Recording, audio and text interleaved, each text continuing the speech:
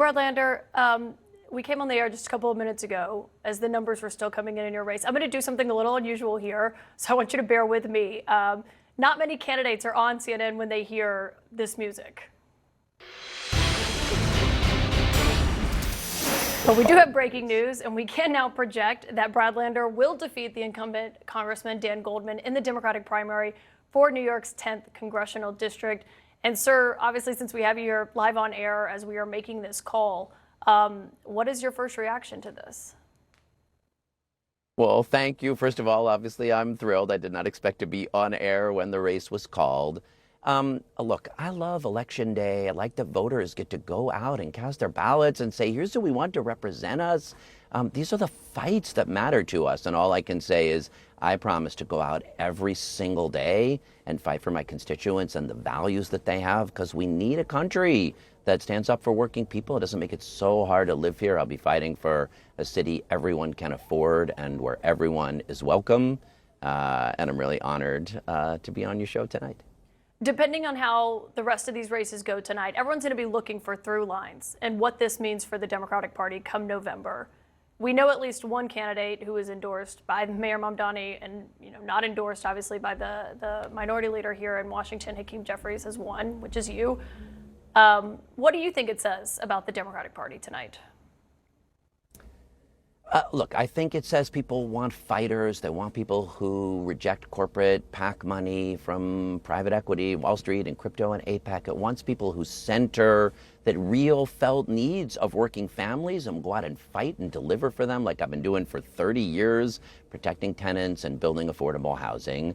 And I do think it says Democratic voters want to reset the U.S. relationship with Israel. They don't want a foreign policy that compromises on anyone's humanity. Do you think that's become a litmus test in your party to a degree? Well, I don't know that it's a litmus test. There's still a majority of Democratic members of Congress who take money from AIPAC, and a majority of Democrats, in the House at least, have continued to vote for military aid. I think it says Democratic voters want to see that change. Do you agree with how Mayor Mamdani described AIPAC when he was out on the campaign trail? Look, voters have a lot of concerns with AIPAC and the way, but it's, that's true of other super PACs as well that spend money in dark ways, that don't even talk clearly about the issues that they're focused on. It was an important part of my campaign. At the same time, I'm a proud Jewish New Yorker. Anti-Semitism is surging. It is important for us to be clear that the Democratic Party is not going to compromise on anyone's human rights, not Palestinians in Gaza, and not Jews in New York City or the United States of America. That's not two separate jobs. That's the same job. Brad Lander, thank you for joining us tonight, and thank you for being with us as CNN projected your race. That was not planned, but you know what? News happens as it happens. Thank you so much, Caitlin. Great to be with you. Happy Election Day. Congressman, obviously, you're the Democrat here at the table, the Democratic official with us. I mean, when you're looking at this, how are you watching this tonight? I'm glad that Brad Lander won. I had done some support for him. And look, this is fundamentally about Gaza. Anyone who says that Mamdani was just about affordability doesn't understand that election. It was partly about Gaza. Young people saw on their phones for 2 years the genocide that took place. And for many people, it's a test of character. Are you going to deny that genocide, or are you going to say what took place and you're going to stand for human rights? That was the central difference in this race between Dan Goldman and Brad Lander. And Brad Lander won. And in my view, this is going to be a central divide heading into 2026 and 2028. Yeah, look, I think this is the Tea Party moment for my friends on the left. And many in the establishment wing of my party, they dismissed many of the Tea Party elements. And obviously that spurred the rise of President Trump and him being elected twice. I think that's where this is going on the other side. And I agree with you, Congressman. I think in 2028, it will be a tale of two cities. You'll have your establishment, traditional Democrats, against someone who may be progressive, maybe even a democratic socialist, making their appeals to younger voters in particular, maybe even middle-aged Democratic voters who find themselves to be completely disgusted by a political system that they believe is no longer working for them.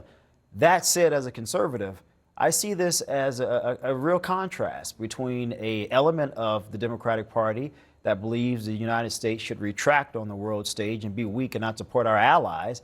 I see a iteration of the Democratic Party that does not believe in capitalism. They do not believe it works. They do believe that there's a significant percent of people in America who have earned too much, and that somehow it is the responsibility of the government to take from them and spread the wealth around to everyone else under the guise of making and improving the lot in life of the majority, those who are struggling. I would clearly view that a different way. It is a message and a contrast that I think conservatives will hopefully draw in November. We'll certainly draw it in 2028.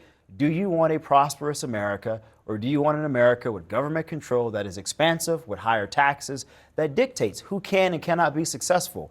I'm willing to bet that most Americans will believe in the Republicans when drawing that contrast.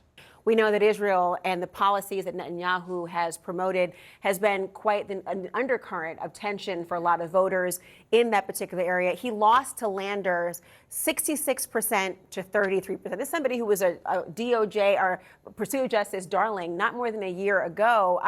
Waiting to hear from him still tonight about his loss. But here's what he told me just last night about the prospect of losing this race. Do you think that your views on Israel or your stance with respect to the definition of genocide will ultimately cost you this election? I have no idea. And if I lose because of that, then so be it. I'll wake up on Wednesday morning and I will proudly look myself in the mirror and know that I stood with my values and my morals and that I still have my integrity. And that's much more important to me. So do you think that AIPAC stances on Israel, is this a new litmus test for Democratic voters going forward? It shouldn't be. It shouldn't be, but it shouldn't be. I mean, well, these candidates also in some regard hate America, and I think that is which America? candidate hates America? Come on. Chevrolet said Hates America. She said the USA is a disgrace, and I want to wipe my hands with the American flag. James I'm not Baldwin sure said, hold on, what I that love means. this country more than anyone else and What does any that other. mean? I'll finish James Baldwin's quote. I love this country more than anyone else, which is why I reserve the right to criticize it perpetually. People have every right in this country to redress grievances. But that should trouble complain. every single American, because this is the greatest country on earth, and it is great because we do not have socialism. Unless you want to go back to the Soviet Union, if the Democrat Party wants to go that way, here we go. We have an open door. It's going to be a litmus test on the right just as much as it's a Yeah, litmus test on the left. I mean, Israel, it's the same with AIPAC, right? Like their actions have necessitated a conversation about their relationship with the Democratic Party.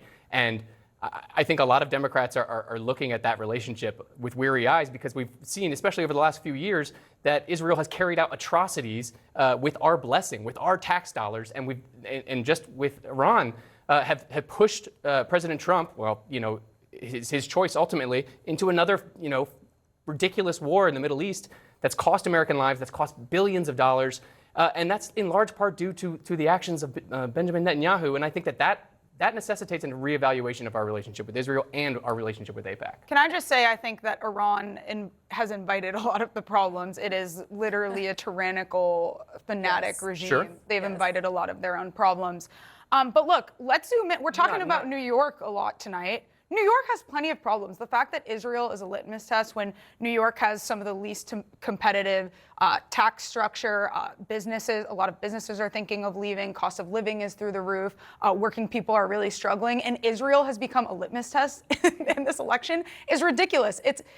Socialist candidates are using that as a distraction because they know that their ideas simply don't work. Well, they don't believe that, though. They will be steadfast, and they will talk about their viewpoints and stance, and I'll let them speak for themselves. I'm not going to speak for any candidate. I'm not running. But they have said more than once that they believe that their stance is about foreign policy proposals and the priorities of the American government and military, and to whom they owe allegiance or allyship. And so they don't look at it as the idea of either anti-America. They look at it as they have expressed responsibility of expressing their viewpoints through American lenses. So is it for them so dismissed? Look, I think ultimately it's up to the voters. If that's a voter's top issue, that's a voter's top issue. Our country is great because we have that choice. I just think that when you're looking at the problems that not only the country faces, the economy, immigration, crime, all of these different issues, but then you look at New York and it's all times 10, it's pretty interesting that people who carry an ideology that we know doesn't work anywhere else, it has caused suffering and death for many people, are spending so much time on that hot button issue. I cut you off. Go ahead. No, I mean, look, where it is dangerous, unacceptable, contemptible is the conflation of criticism of the actions of the Netanyahu government with anti-Semitism or criticism of the Jewish people. And I think there are absolutely candidates running, including DSA candidates, who have a vehement disagreement with the way the United States has funded Israel's defense.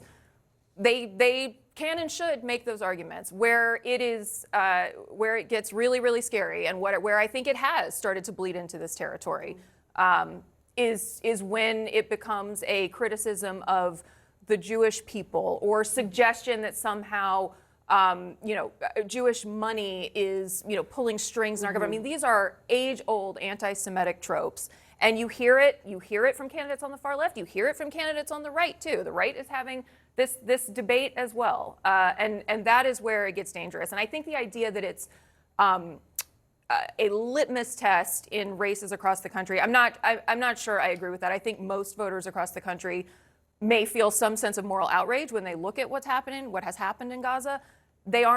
Most Americans are not voting on that issue.